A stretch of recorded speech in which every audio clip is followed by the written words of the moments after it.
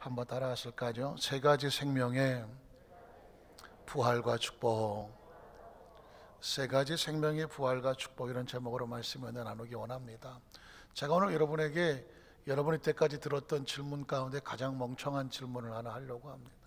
아마 제가 여러분에게 이 질문을 하면, 야, 세상에 이런 멍청한 질문도 있나? 우리 목사님이 저렇게 멍청했나? 하고 저를 다시 보게 될지도 모릅니다. 그럼에도 불구하고 그 위험을 무릅쓰고 이 질문을 하려고 하는 것은 뭐냐면, 크리스찬들에게 반드시 한 번쯤은 가슴에 새겨야 될 질문이기 때문에 위험을 무릅쓰고 하는 겁니다. 제가 위험을 무릅쓰고 질문하겠습니다. 한번 따라 하실까요? 나는 몇 개의 생명을 가지고 있나? 여러분, 몇 개의 생명을 가지고 있나요? 하나. 그 당연한 것을 하나라고 말하는데 0.0001초도 안 걸리는데 왜 제가 몇 개의 생명을 가지고 있냐고 물었을까요? 여러분, 아마 드라마나 영화에서 보면 어떤 사람이 무모하게 막 움직일 때, 야, 이 사람아, 당신 생명 몇 개야? 몇 개가 되는 줄 알아? 한 개밖에 없어, 조심해. 이렇게 할 때 위급한 상황 가운데 생명이 몇 개나 되는 줄 알아? 하나밖에 없어 라고 생명의 소중성을 말하지 않습니까? 자, 그렇다고 하면 두 번째 질문은 이렇습니다. 성경은 인간의 생명이 몇 개라고 말하고 있을까요? 우리의 생명이 몇 개라고 말했을까? 혹시 생각해 보셨습니까? 저쪽에서 뭐라고 말하냐면 3개. 제목이 오늘 세 가지 생명이니까 눈치가 백다는 거죠. 들통 다 나갖고 이거 빨리 끝내야 될 것 같은 느낌이 드는데, 크리스찬들은 도대체 몇 개의 생명을 가슴에 품고 살아야 되는가? 오늘 성경 속에서 나타나고 있는 이 생명의 모습을 한번 살펴보고, 왜냐하면 예수님의 부활에 감사해서 오늘 말씀을 나누는데, 부활은 생명과 연결이 되거든요. 오늘 생명에 대한 말씀을 함께 살펴보겠습니다. 우리 첫 번째로 흙으로 지어진 육체의 생명이 있습니다. 당연한 이야기죠. 아까 한 개라고 말했을 때 그 한 개란 뭐냐면 흙으로 지어진 육체의 생명을 말할 것입니다. 오늘 우리의 생명은 어떻게 존재하는지 성경은 이렇게 기록합니다. 창세기 1장 26절로 28절에 보니까 하나님이 이르시되 우리 형상을 따라 우리의 모양대로 우리가 사람을 만들고죠. 만들고라는 말을 객관적으로 보면 창조하고, 우리 입장으로 보면 우리의 생명이 존재하고라는 것입니다. 이 만들고라는 단어에 굉장히 중요한 의미가 있습니다. 하나님은 만드셨고 객관적으로는 창조라고 말하고 우리 입장에서는 존재라고 말하는 것입니다.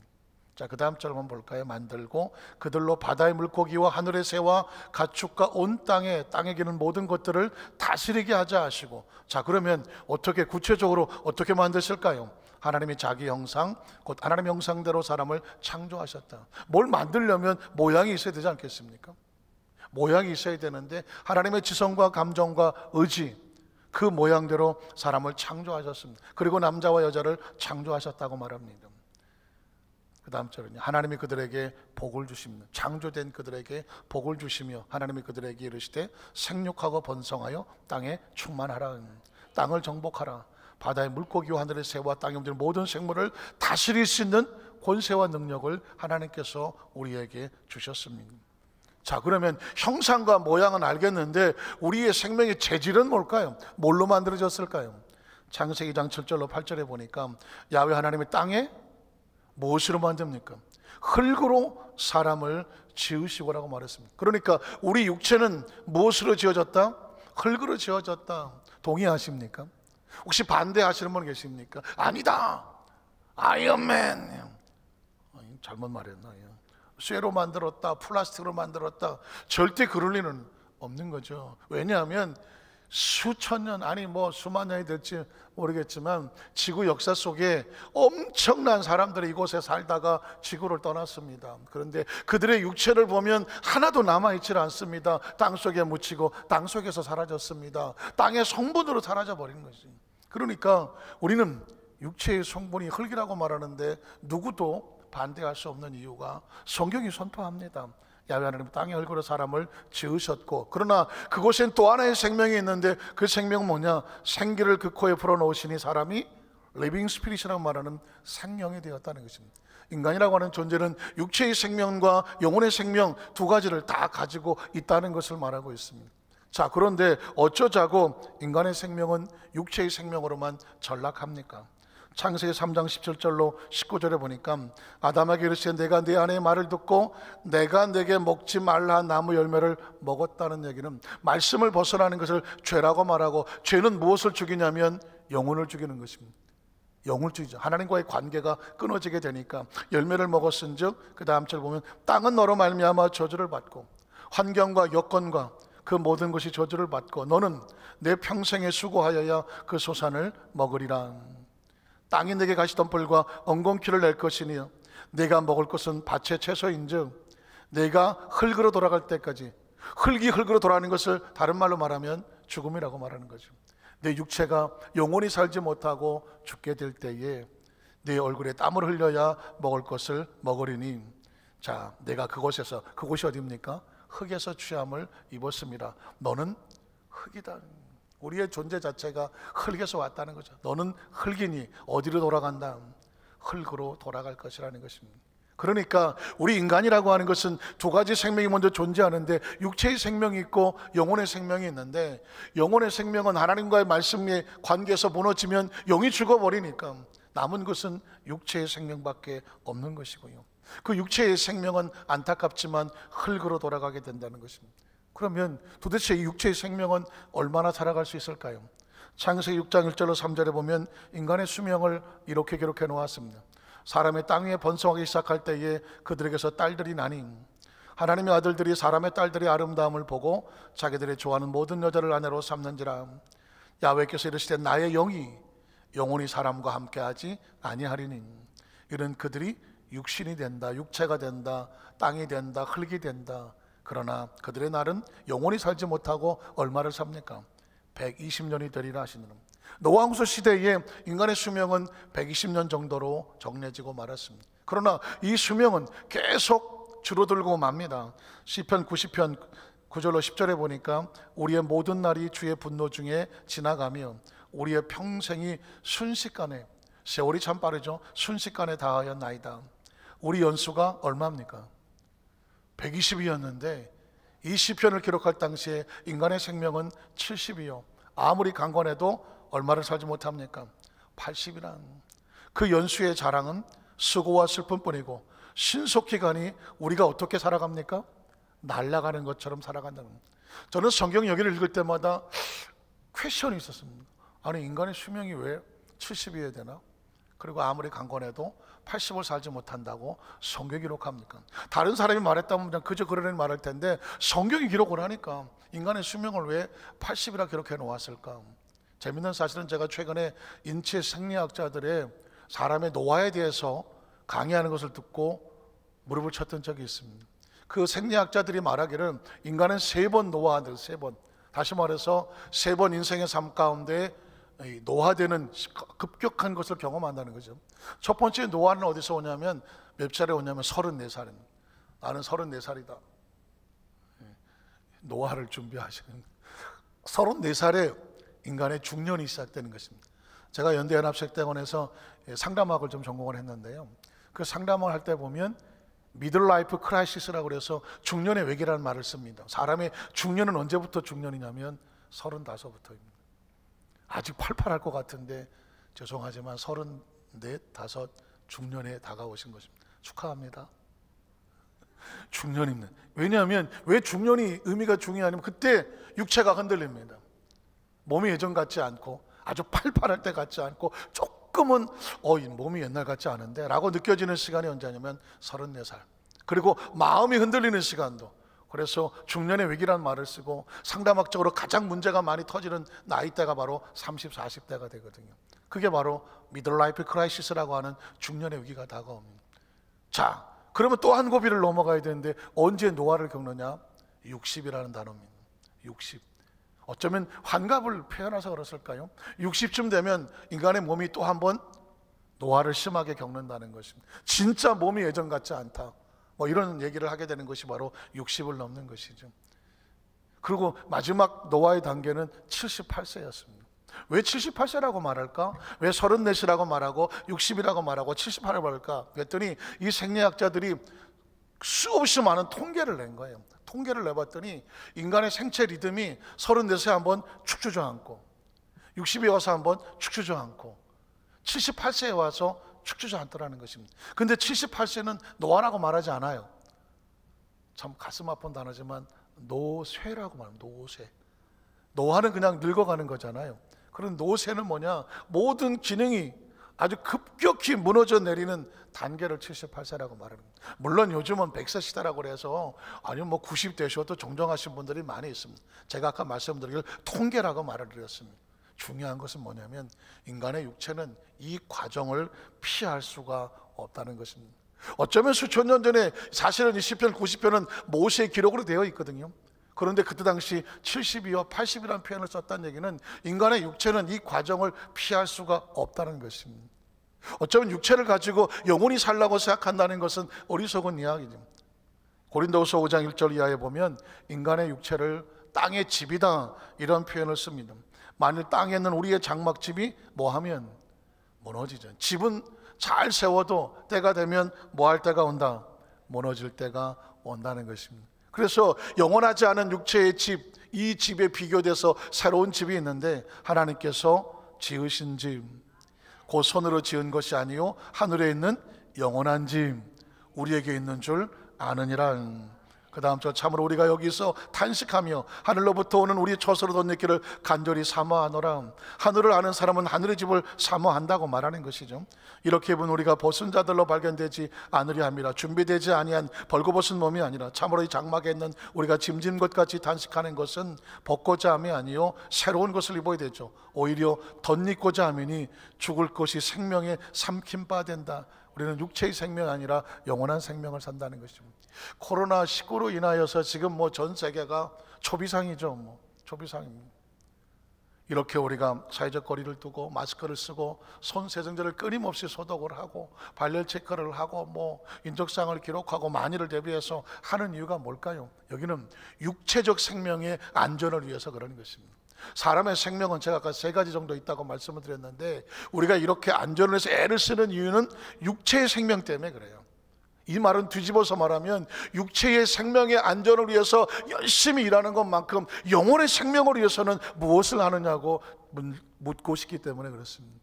우리가 육체의 생명의 안전을 위해서 애쓰다가 보니 혹시 또 더 중요한 영혼의 생명, 또 다른 생명에 대해서는 소홀하는 것은 아닐까 아주 조심스럽게 질문하는 것입니다. 육체의 생명이 중요한 것만큼 더 중요한 영원한 생명에 대한 소망을 가지고 준비해 나가는 것은 더욱더 중요하다는 사실을 꼭 기억하시기를 주님의 이름으로 축원합니다. 최근에 이를 위해서 열심히 애쓰는 사람들을 위해서 이런 표현을 하죠. 혹시 이거 보셨나요? 방송에서 한번 이렇게 한번 해보시겠어요? 한번 해보세요. 권사님 한번 해보세요. 이게 뭐냐면 코로나19의 그 의료 방역에 애쓰시는 의료진들을 위해서 뭐 하는 거예요? 감사하고 수고하고 고맙다고 격려하는 표현입니다. 누군가 이렇게 하거든 아 고맙고 감사한 마음을 표현하는구나 라는 것에서 우리 그런 의미에서 한번 이렇게 해주는 것도 좋을 것 같아요. 그러나 더더욱 중요한 것은 뭐냐면 이렇게 생명을 지키려고 하시는 것도 중요하지만 생명을 창조하고 생명을 주신 분은 우리 하나님이라는 사실을 꼭 기억하시기를 주님의 이름으로 축원합니다. 자, 이 생명에 대한 인식에 꼭 기억해야 될 두 번째 생명은 더 중요한 생명입니다. 두 번째 생명은 뭐냐면 예수 그리스도를 믿음으로 얻어지는 새로운 영의 생명이라는 것입니다. 예수님을 구주로 믿으시면 아멘 하시기 바랍니다. 예수를 구주로 믿으면 우리에게 주어지는 것은 생명의 축복입니다. 마치 아담과 하와가 하나님의 말씀에 범죄함으로 인하여 그 영이 죽어서 육체적인 존재로 전락해버려서 흙 속으로 묻히는 존재가 됐지만 두 번째 아담 예수 그리스도를 말미암아 영이 회복되고 부활하고 사는 축복을 구원이라고 말하는 것입니다. 성경은 우리에게 이 부분을 이렇게 설명하고 있습니다. 요한복음 3장 3절에 보면 예수님과 니고데모라고 하는 율법사의 대화가 나옵니다. 이 대화의 주제는 뭐냐면 첫 번째 생명과 두 번째 생명 이야기입니다. 예수께서 대답하여 이르시되 진실로 진실로 내게 이르노니 사람이 거듭나지 아니하면 하나님 나라를 볼 수 없느니라. 여러분, 크리스천의 입장에서 거듭난다는 단어를 들어보지 못하신 분은 없을 겁니다. 그러나 의미를 정확히 알고 계시는가 묻고 싶습니다. 거듭난다는 이야기가 뭘까요? 거듭. 어떤 사람이 얘기할 때 내가 거듭해서 반복해서 말하거니와 말할 때 반복이라는 의미가 있죠. 두 번째라는 의미가 있습니다. 내가 거듭 얘기한다는 얘기는 그 이야기거든요. 이걸 영어로 말하면 born again 한다는, born은 태어난다는 건데 again은 다시 태어난다는 얘기입니다. 거듭난다는 다시 태어난다는 얘기고, 혹시 한문으로 말하면 중생이란 말 들어보셨죠? 중생. 우리 오중복음에 삼박자 축복할 때 중생의 복음 한답니다. 중생은 무슨 뜻일까요? 불교에서는 모든 대중들을 중생이라고 말합니다. 그 중생과는 한문이 다르죠. 기독교에서 쓰는 중생은 더블이라고 하는, 두 번째라고 하는, 반복한다고 하는, 중복한다고 하는 그 단어를 쓰기 때문에 중생은 뭐냐? 두 번째 태어난다는 의미를 가지고 있습니다. 정말 육체의 생명을 가지고 있는 우리 인간의 입장에서 거듭난다는 단어를 어떻게 이해하겠습니까? born again 한다는 단어를 어떻게 이해하겠습니까? 중생한다는 단어를 어떻게 이해하겠습니까? 때문에 아무리 성경학자라고 니고데모도 못 알아들었습니다. 사람이 거듭나지 않으면 하나님 나라를 볼 수가 없느니라. 그러면 딱 튀어나오는 질문이 뭘까요? 사람이 어떻게 두 번 태어나요? 오늘 니고데모가 그렇게 질문합니다. 그 다음 절에 보면 니고데모가 이르되 사람이 늙으면 어떻게 다시 태어날 수가 있습니까? 두 번째 모태에 들어갔다가 나올 수가 있습니까? 라고 묻는 것입니다. 우리가 볼 때는 어리석은 질문이지만 생리학자로 보면 이 질문이 맞는 질문 아닙니까? 사람이 어떻게 두 번 태어납니까? 이 사람이 말하는 생명은 처음에 말씀드렸던 육체의 생명을 말하는 것입니다. 육체는 한 번 태어나면 절대로 두 번 태어날 수가 없습니다. 그러면 예수님은 육체의 생명을 말했을까요? 예수님의 생명은 어떤 생명을 말했을까요? 그 다음 절을 보면 예수께 대답하시되 진실로 진실로 내게 이르노니 사람이 물과 성령으로 다시 태어나는 것입니다. 태어나지 아니하면 하나님의 나라에 들어갈 수가 없느니라. 뒤집어 말하면 육체로 태어난 육체의 생명 말고 영으로 다시 태어나야 하나님의 나라에 들어갈 수 있느니라. 그래서 6절에 보면, 그 다음 절에 보면 육으로 난 것은 육이요 영으로 난 것은 영이다. 육의 사람이 있고 영의 사람이 있는 것이죠. 부모를 통해서 태어나는 것은 육체의 사람을 말하는 것이고, 예수 그리스도를 말미암아 영적인 하나님의 자녀로 태어나는 것은 하나님의 사람, 영의 사람으로 태어나는 것입니다. 때문에 성경의 요한복음 1장 11절로 13절에 보면 자기 땅에 오매 자기 백성 영접하지 아니하였으나 영접하는 자 곧 그 이름을 믿는 자들에게는 새로운 탄생이 있습니다. 하나님의 자녀가 되는 무엇을 주셨으니 권세를 주셨으니라고 말했습니다. 이는 어떻게 태어납니까? 그 다음 절에 혈통으로나 육정으로나 세상의 부모를 통해서 태어난 것이 아니고 사람의 뜻으로 나지 아니하냐고 어떻게 태어났습니까? 오직 하나님께로부터 난 자는.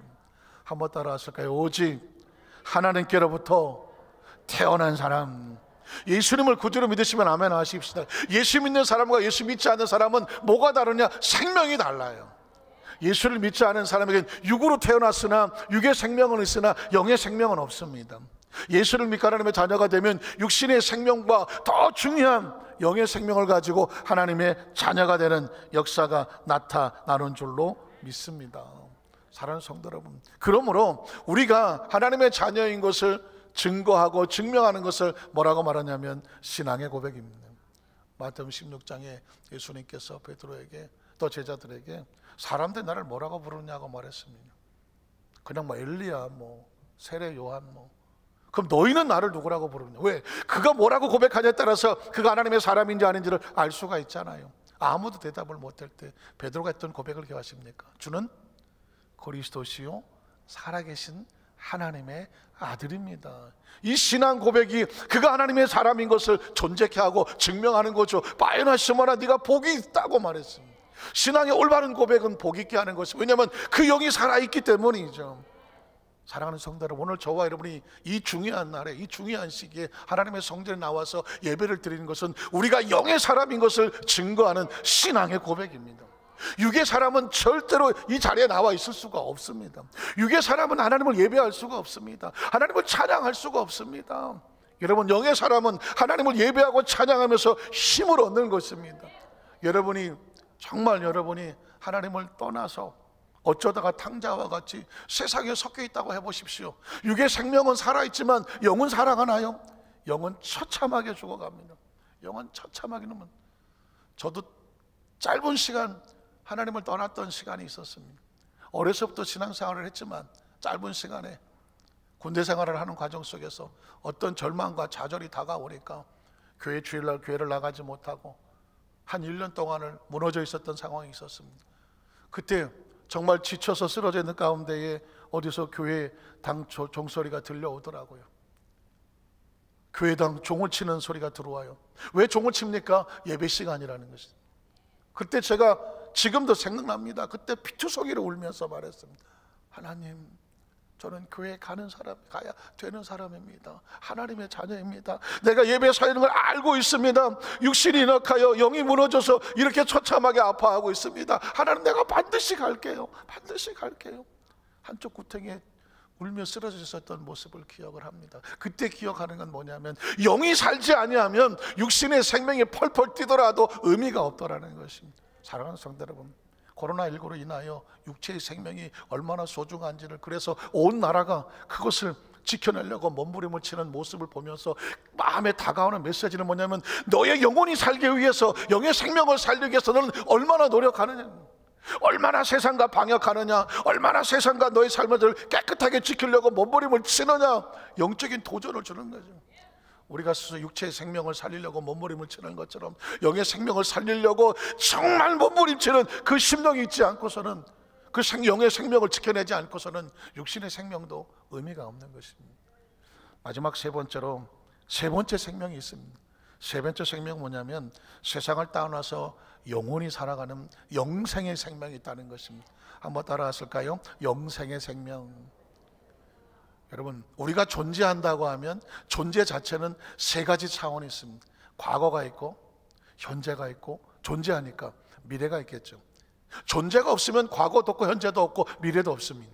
그런데 존재하는 순간 과거가 있어야 되고 현재가 있어야 되고 미래가 있습니다. 저와 여러분은 지금 이 자리에 있지만 여러분의 과거가 있고 여러분의 지금 현재가 있고 미래가 있습니다. 제가 별이라는 얘기를 해보겠습니다. 여러분이 이곳이 지구라는 별에 오기 전에 어느 곳에 있었습니까? 어딘간 모르겠지만 어느든간 있었을 겁니다. 그 존재가 있었기 때문에 지금 이 지구에 와 있습니다. 그리고 이 지구를 떠나면 어디로 갑니까? 어떤 또 다른 별이 있다고, 별이라고 제가 표현을 했습니다. 제가 좀 이따 마지막에 별에 대한 얘기를 마무리를 짓겠지만, 여러분과 우리가 생각할 것은 뭐냐면 나라고 하는 존재가 지금 이 순간에 여기 있다면 나의 과거가 있으며 지금 나의 현재가 있어요. 그러니까 과거가 있으니까 현재가 존재하겠죠. 현재가 있다는 이야기는 나의 미래가 반드시 존재하고 있다는 이야기입니다.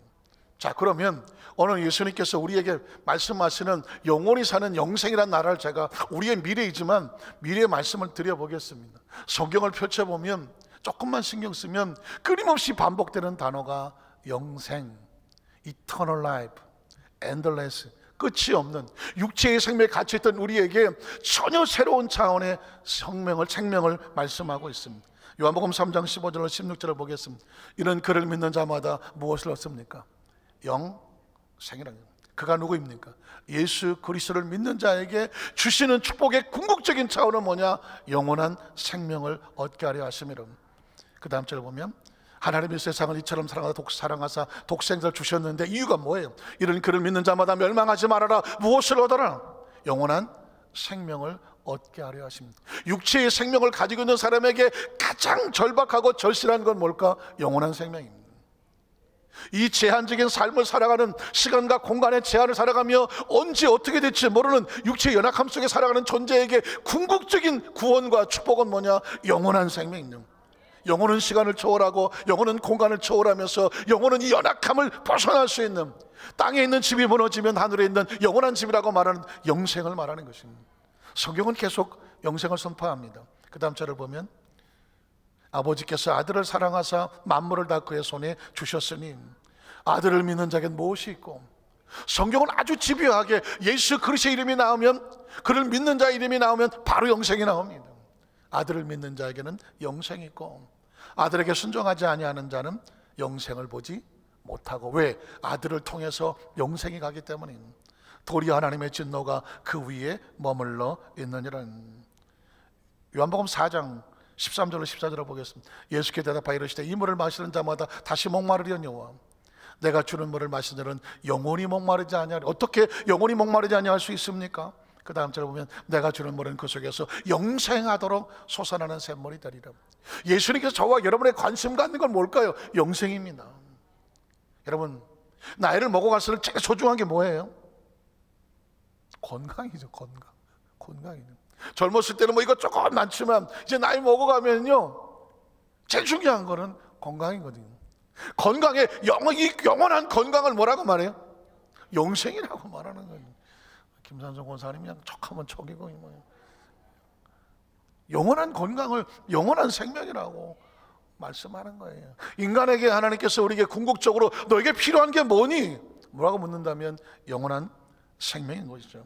요한복음 5장에도 보면 24절에 보면 내가 진실로 너에게 이르노니 내 말을 듣고 또 나 보내신 이를 믿는 자는 무엇을 얻었고?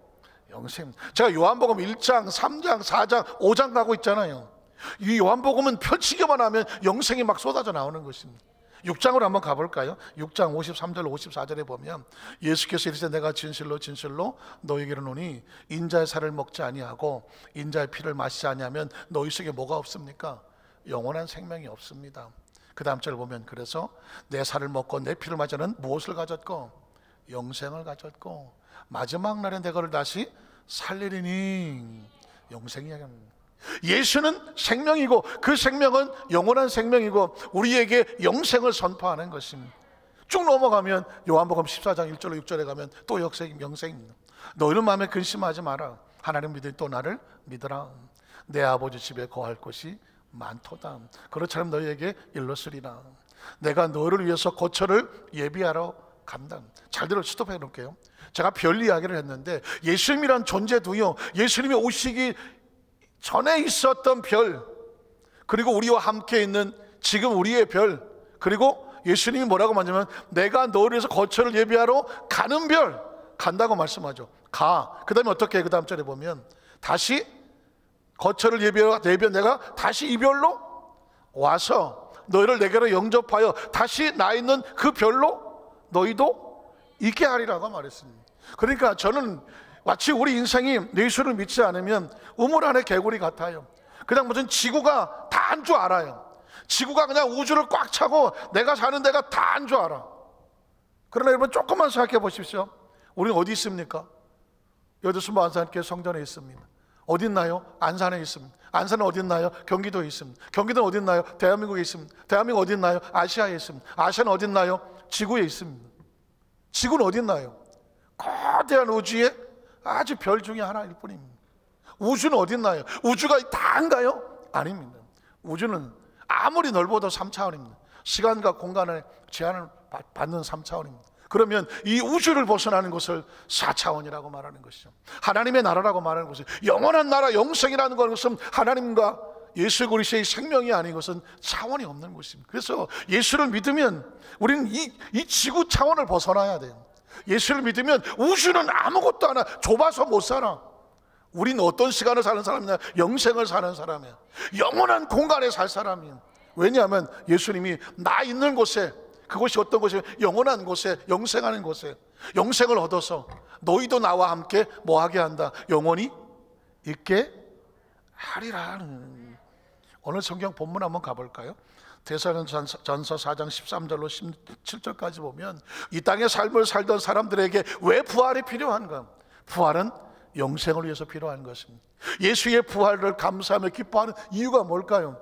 육체의 생명의 죽음 앞에서 갇혀 사는 존재에게 예수 믿고 영원한 생명을 얻으면 이걸로 끝나지 않아. 너희는 또 다른 별로 가게 될 거야. 또 다른 별이 어디예요? 나 있는 곳, 아버지의 집이 있는 곳, 우주를 벗어난 하나님의 나라에 그곳을 영원히 있게 하게 되는데 그 과정을 겪는 것이 부활입니다. 형제들아, 자는 자들에 관하여는 성경엔 죽음이란 단어가 없습니다. 잡니다. 왜 잘까요? 죽는 것과 자는 것 차이는 뭘까요? 죽음은 내일 아침에 못 일어납니다. 자는 건 내일 아침에 일어나는 겁니다. 성경은 일어난다고 말하고 있습니다. 자는 자들에 관한 너희가 알지 못함을 우리가 원하지 아니하노니. 이런 소망이, 왜 소망이 없으니까? 죽으니까. 못 일어나니까. 달인들 같이 슬퍼하지 않게 하려 함이라. 우리가 왜 슬퍼하지 않습니까? 우리가 예수께서 죽으셨다가 다시 살아나심을 믿는다면 이와 같이 예수 안에서 죽은 자입니까? 자는 자입니까? 자는 자들도 하나님이 그와 함께 데리고 오시리라. 우리가 주의 말씀으로 너에게 이것을 말하노니 주께서 강림하실 때 세컨드 카밍, 예수님의 재림, 우리 살아남아 있는 자도 자는 자보다 결코 앞서지 못하리라. 부활의 순서를 말합니다. 주께서 오련과 천사장의 소리와 하나님의 나팔 소리로 치니 하늘로부터 강림, 재림하실 때니 그리스도 안에 죽은 자들이 먼저 일어나고 그 후에 우리 살아남은 자들도 그들과 함께 구름 속으로 끌어올려. 이걸 뭐라고 말합니까? 휴거라고 말하죠. 계시록에 나온 주의 백성들의 휴거를 말합니다. 공중에서 주를 영접하게 하시리니 그리하여 우리가 항상 주와 함께 있으리라. 그래서 어떻게 하라고요? 이 여러 말로 서로 위로하라는 거예요. 제가 여러분에게 말씀을 정리하면서 별 이야기를 해드리겠습니다. 별을 이야기하려면 우주 이야기가 나와야 됩니다. 첫 번째 영화 포스터를 하나 보여드리겠습니다. 첫 번째 영화 포스터는 미션 투 마스라고 합니다. 혹시 보신 분이 있을까요? 이게 오래전 영화인데 참 신기하게도 이 영화가 이루어질 배경은 2020년도입니다. 2020년도까지 얼마 남았을까요? 올해가 2020년도입니다. 그러니까 이 영화의 배경은요, 2020년도가 되면 이런 일이 벌어질 거다라고 상상한 SF 과학 영화입니다. 근데 이 영화에는 마스가 어디에? 화성이잖아요. 우주인들이 최초로 화성을 탐사해서 화성에 내리게 됩니다. 그런데 거기서 화성인들을 만나게 돼요. 화성인들을 만나게 되는데 그 화성인의 메시지를 통해서 지구인이 어떻게 생겼는지, 우리 인류가 어떻게 존재했는지 그 원인을 발견하게 됩니다. 물론 공상 과학 만화 영화예요. 실제라는 얘기 아닙니다. 이 화성인이 뭐라고 말하냐면 원래 지구에는 사람이 없었다. 화성에 사람이 있었다는 것입니다. 그런데 화성이 어떤 재난으로 말미암아 생명이 살 수가 없어요.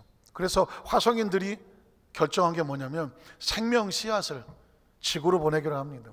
그래서 이 화성의 생명 씨앗이 지구로 도착하게 되고 그 지구에서 생명이 자라서 저와 여러분이 됐다고 하는 것입니다. 물론 공상입니다. 그래서 이 이야기의 스토리는 뭐냐면, 그래서 이 우주인들이 지구로 돌아가서 와, 우리의 조상들은 화성인이야, 이렇게 하는 스토리입니다. 여기서 별과 별 이야기가 나오죠. 화성이라는 곳에서 사람이 살았는데, 인류가 살았는데 화성이 못 살게 돼갖고 거기 씨앗이 지구로 옮겨졌어. 지구로 살게 됐다는 별과 별과 이야기입니다. 그 별과 별과 이야기를 하게 되면 영화 하나가 또 떠오릅니다. 두 번째 영화는 인터스텔라라고 하는 것입니다. 두 번째 스토리는 인터스텔라. 인터스텔라는 뜻은 뭐냐면 항성과 항성 사이, 별과 별 사이라는 이야기입니다. 자, 아까는 화성이 못 살게 돼서 생명이 지구로 와서 지구에 살았다고 말했습니다. 이 인터스텔라라는 영화는 반대로 지구가 못 살게 됐습니다. 여러 가지 나라의 정책들이 잘못돼 갖고 식량이 부족하게 됐습니다. 그래서 인류가 살아야 되는데 식량이 없고 모래바람이 난리가 치는 바람에 이제 지구를 버려야 돼요. 지구가 더 이상 살 수가 없게 돼요. 또 어디로 찾아가야 됩니까? 또 다른 별을 찾아가게 되죠. 그래서 우주인들을 보냅니다. 이 인류가 살아갈 또 다른 별들을 찾아다녔지만 이 영화에서는 찾지를 못합니다. 결국은 나중에 최종적인 결론을 보면 토성이라고 하는 수금지와 목토처럼 토성의 그 주위에다가 우주 정거장을 크게 만들어 놓고 살아남은 지구인들이 그곳에 가서 새로운 삶을 살아가는 그런 스토리입니다. 제가 이 스토리를 보면서 느껴낸 게 뭐냐면 우리에게 세 가지 생명이 있다고 말씀을 드렸습니다. 세 가지 생명은 살아가는 별이 다르다고 말씀을 드렸고, 마찬가지로 인류라고 하는 것이 별과 별 사이를 왔다 갔다 하는 이런 상상을 하게 된다면 지금 코로나19는 언제 종식될까요? 누구도 지금 예측을 못하죠. 미국 대통령 트럼프도 예측을 못하고 할 수 있는 게 아무것도 없습니다. 오죽하면 트럼프가 답답하니까 손세정제 쓰는 그 살균제를 폐속에다 집어넣자고 그 소리 하셔갖고 아주 지금 곤혹을 치르고, 오죽하면 그렇겠어요. 어쨌든 간에 코로나19에 대해서 누구도 지금 예측을 하지 못합니다. 백신도 없으며 치료제도 당장은 나오지 않습니다. 물론 하나님의 은혜로, 제가 하나님의 은혜라는 말을 쓴 것은 미국의 대통령이 어떤 의료진들도 지금 장담을 못하니까 하나님의 은혜로 백신이 나오고 치료제가 나와서 종식이 되어치면 진짜 감사한 은혜지만 반대로 의료학자들이 얘기하는 것처럼 이제는 우리가 위드 코로나19예요.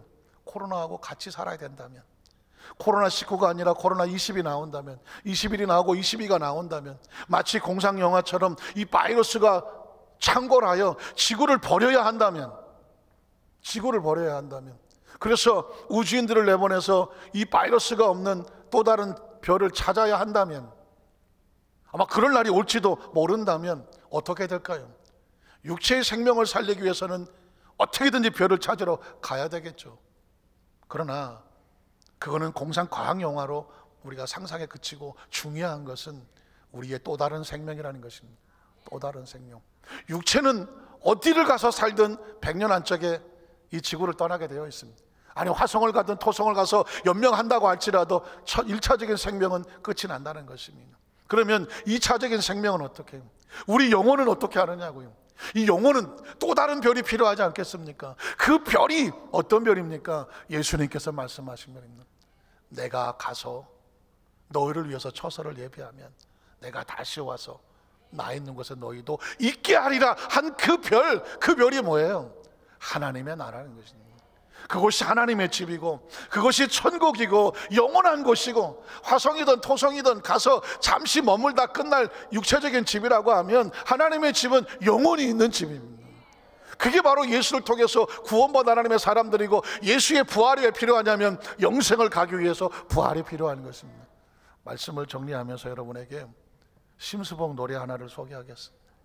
갑자기 웬 심수봉, 요즘 유행한처럼 심수봉이 왜 거기서 나와, 백만송이 장미라고 하는 노래입니다. 전 이 노래가 우리 여의도 순복 안산교회 성도들의 가슴 속에 새겨졌으면 좋겠습니다. 그리고 유행가 가사처럼 새겨지지만 이 내용의 스토리를 들어보면 가스펠송으로 불러도 전혀 손색이 없습니다.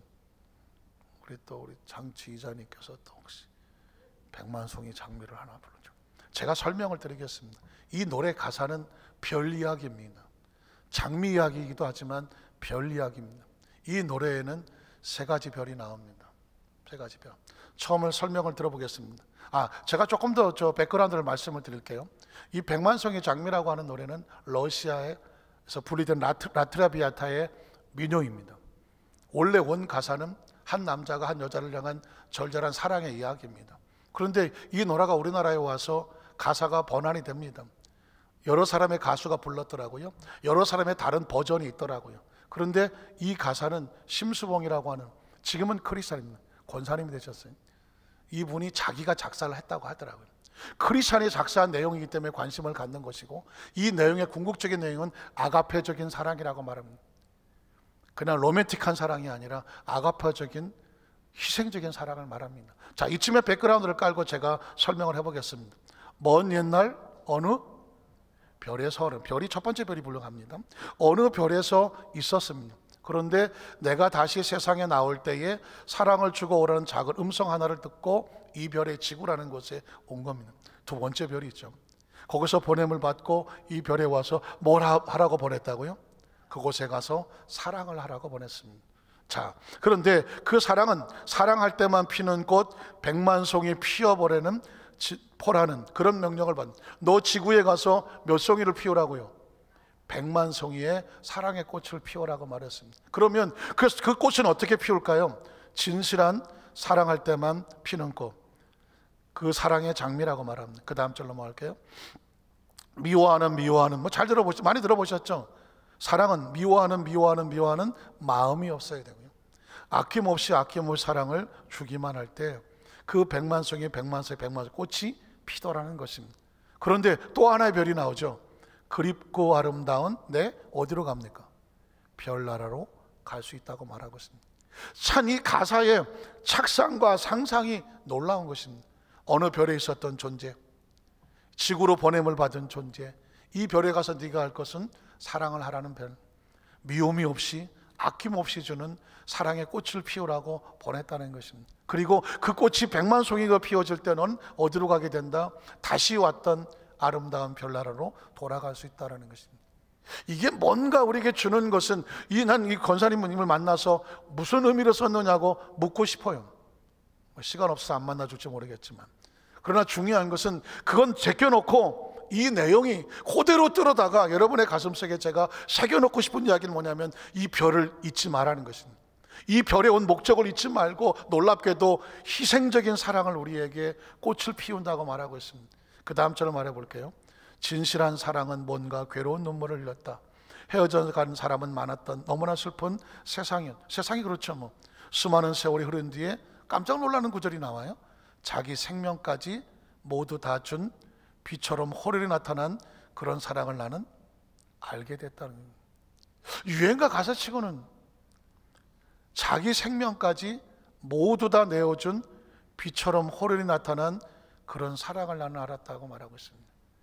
이게 만약에 남녀간의 로맨틱한 사랑이라면 참 놀라운 사랑이고요. 그런데 별의 이야기를 살펴서 우리식으로 해석해 본다고 하면 마치 예수 그리스도의 사랑을 의미하는 것처럼 들립니다. 그 사랑을 알고 나서 이 사람이 뭘 합니까? 그 다음 절 넘어가 보면, 미워하는 마음 없이 아낌없이 사랑을 주기만 할 때 뭐가 핍니까? 수백만 송이 백만 송이 꽃이 피어지고, 꽃이 피어지면 그립고 아름다운 내 별나라로 갈 수 있다는 거예요. 내가 온 별을 알기 때문에 그 별을 돌아가고 싶어 하는 것입니다. 오늘 크리스찬들만 이런 이야기를 할 수가 있죠. 우리가 온 곳이 하나님으로부터 왔다는 인식이 확실하면 이 지구를 살지만 사랑과 용서와 아낌없는 일생을 통해서 꽃을 피우다가 우리는 반드시 어디로 가야 합니까? 하나님의 나라로 가야 하거든요. 믿으십니까?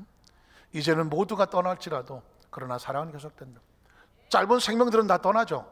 그러나 사랑은 계속 요구될 것입니다. 저 별에서 나를 찾아온 그토록 기다리던, 마치 우리가 거기로 가기를 기다리는, 마치 기다리는 어떤 그리스도의 모습인 것처럼 그대와 나 함께하면, 전 이게 예수님이었으면 좋겠어요.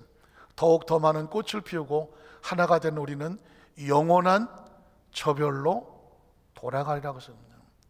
이 땅에 누가 영원이란 말을 씁니까? 인간은 쓸 수 없는 나라입니다. 영혼은 하나님의 나라 속에 쓰는 나라입니다. 미워하는 마음 없이 아낌없이 사랑을 주기만 할 때 수백만 송이 백만 송이 꽃은 피고 그립고 아름다운 내 별나라로 갈 수 있다네. 이제는 모두가 떠날지라도 그러나 사랑은 계속될 때요. 저 별에서 나를 찾아온 그토록 기다리던 이인데 그대와 나 함께하면 더욱더 많은 꽃을 피우고 하나가 되는 우리는 영원토록 저 별로 돌아가리라. 말씀을 정리합니다. 오늘 설교를 마치면서 세 가지 생명을 기억하셨다면 세 가지 별을 기억하십시오. 그리고 제가 무리한 듯 백만 송이의 장미를 가사까지 설명하는 이유는 뭐냐면, 지구에서 사는 동안에 반드시 하셔야 될 것은 사랑과 용서의 꽃을 피우시길 바랍니다. 크리스찬은 하나님 앞에서는 진정된 예배이지만 삶의 현장 속에는 사랑과 용서의 꽃을 피우십시오. 사랑과 용서가 없이 신앙생활 열심히 하고 열심히 했다, 안타깝지만 영원한 별나라에서 만날지는 모르겠습니다. 진정한 크리스찬은 이 세상에서 진정한 사랑과 용서를 열매 맺고 꽃 피우고 살아가는 사람입니다. 그리스도의 부활을 맞아서 예수님께서 우리에게 생명을 주시고 부활하신 것처럼 저와 여러분도 이 땅에서 생명의 꽃을 마음껏 피우시고 하나님의 나라 속에서 영원한 부활로 함께 만나시기를 주님의 이름으로 축원합니다. 기도하겠습니다.